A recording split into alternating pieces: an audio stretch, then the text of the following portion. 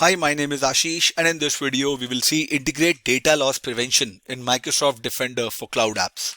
DLP policies or data loss prevention policies can be used for non-Microsoft cloud apps as part of the Microsoft Purview data loss prevention features. You can use DLP policies for non-Microsoft cloud apps to monitor and detect when sensitive data is used and shared via non-Microsoft cloud apps. Using these policies provides visibility and control that helps prevent risky behavior. You can create DLP policies for non-Microsoft cloud apps in three ways. You can create a file level policies in the Microsoft Defender for Cloud Apps portal. You can create file level policies in the Microsoft Defender portal, or you can create DLP policies in the Microsoft Purview compliance portal and specify Microsoft Defender for Cloud Apps as the location. So what would file policies do? File policies allow control of the actions you can execute in Microsoft Defender for Cloud Apps when a policy match is found. Whereas DLP policies allows you more control over non-Microsoft Cloud apps.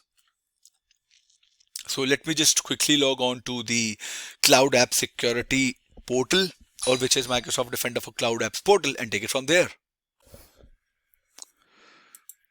I will visit cloudappsecurity.com.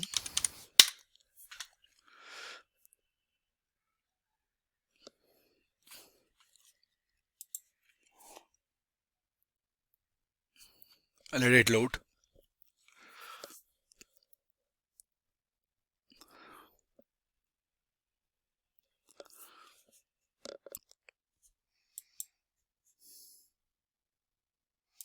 Okay, portal app cloud portal dot cloud app security.com.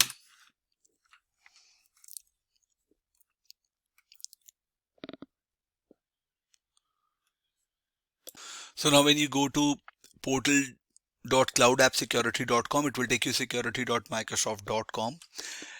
In the settings, click on cloud apps or information protection. Let me check again.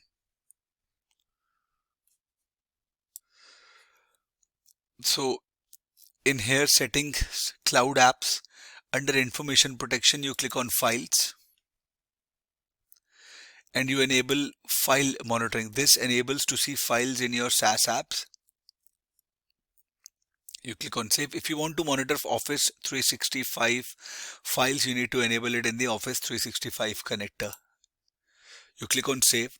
After selecting this setting, you can create file policies in Microsoft Defender for Cloud Apps. To use the capabilities of the Microsoft Purview compliance portal to monitor non-Microsoft Cloud apps, you need to connect these apps to Microsoft Defender for Cloud Apps. Afterwards, they will be available as instances in the Microsoft Defender for Cloud Apps location of your DLP policies. This is required to complete integration of Microsoft Defender for Cloud Apps into DLP. If you don't select a specific instance, the policy will apply to all connected apps.